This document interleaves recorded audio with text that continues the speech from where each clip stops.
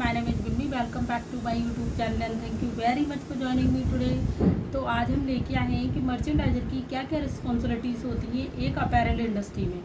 तो जैसे कि जब कोई लड़की या कोई लड़का जब मर्चेंडाइजर की जॉब पकड़ता है किसी भी गारमेंट इंडस्ट्री में, तो उसकी कुछ रिस्पॉन्सिबिलिटीज़ होती हैं। तो वो आज हम आपको बताएंगे कि क्या क्या होती हैं।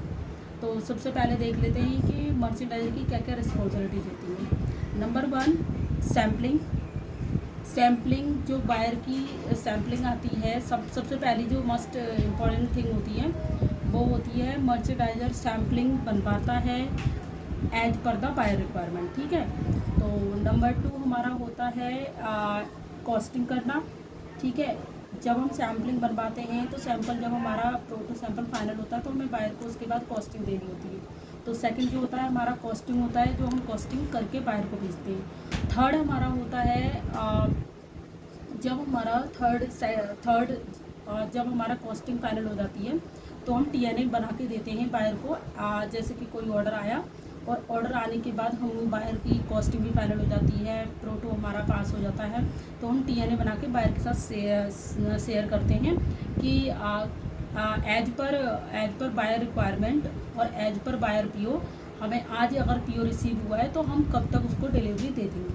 अब वो डिपेंड बायर पर करता है, वो 30 डे का देता है, 90 डेज़ का होता है या फिर 40 डेज़ का होता है। तो उसके हिसाब से हम टीएनए बना के एक नॉर्मल जो मतलब as per the PO receiving date और डिलीवरी डेट के हिसाब से हम टीएनए बना के देते हैं। ठीक है। तो टीएनए थर्ड और फोर्थ हम देखते हैं कि हमारा जैसे कि टीएनए हमने बायर को दे दिया, उसके फोर्थ पे हमारा होता है लैब डिप्स अप्रूवल देना, ट्रिम्स अप्रूवल देना। तो सारी जो इंटरनल हमारी अप्रूवल होती हैं, इंटरनल सारी अप्रूवल्स देना, इंटरनल अप्रूवल्स एंड बायर की अप्रूवल लेना, लैब डिप्स की हो गई, ट्रिम्स की हो गई, तो सारी अप्रूवल्स लेना हम बायर के करते हैं। नंबर 5 हमारा जो होता है जब हमारा पीपी अप्रूव्ड हो जाता है तो हम क्या करते हैं, ऑर्डरिंग करते हैं। एज ए मर्चेंडाइजर एक ऑर्डरिंग करते हैं कि हमारा लैब डिप्स अप्रूव हो गई है, तो देन उसके बाद क्या है, हमें फैब्रिक ऑर्डर करना है। अब हमारा जो रनिंग जो हमारा ऑर्डर चल रहा है उसके लिए फैब्रिक ऑर्डर करना है, तो हमें बल्क ऑर्डर करना होता है, ट्रिम्स ऑर्डर करने होते हैं, पैकिंग मटेरियल्स ऑर्डर करने होते हैं, लेबलिंग ऑर्डर करनी होती है। तो ये सारी हम ऑर्डरिंग करते हैं। ऑर्डरिंग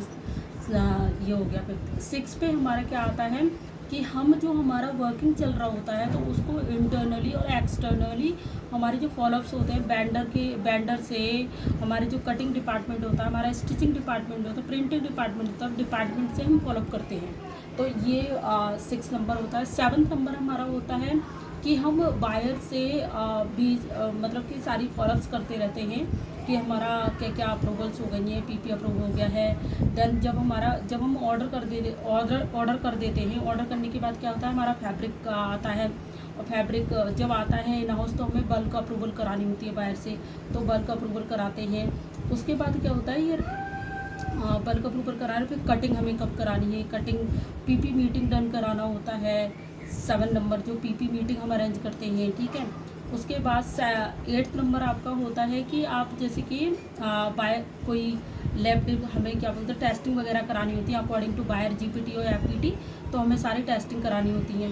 ठीक है। और 9th नंबर जो हमारी रिस्पॉन्सिबिलिटी होती है, जब हमारी इंस्पेक्शन होती है तो हमें इंस्पेक्शन भी अरेंज करानी होती है कि इंस्पेक्शन हमारी मिड हो गई, रो हो गई, फाइनल इंस्पेक्शन हो गई, सारी इंस्पेक्शन हमें अरेंज करानी होती है एंड वो क्लियर करानी होती है। ठीक है। उसके बाद हमारा जैसे कि बल्क फैब्रिक आ जाता है, तो कटिंग हमारी क्या हुई है, कटिंग हमारी एज पर द रिक्वायरमेंट हुई है नहीं हुई है, ग्रेडिंग हमारे पैटर्न्स कराने होते हैं, ग्रेडिंग पैटर्न कटिंग करानी होती है, स्टिचिंग करानी होती है, जिससे हम अपनी सारी रिस्पॉन्सिबिलिटी एज ए टीएनए हम फॉलो करते हैं, जिससे कि हम बाई डेट पे हम शिपमेंट दे पाएँ।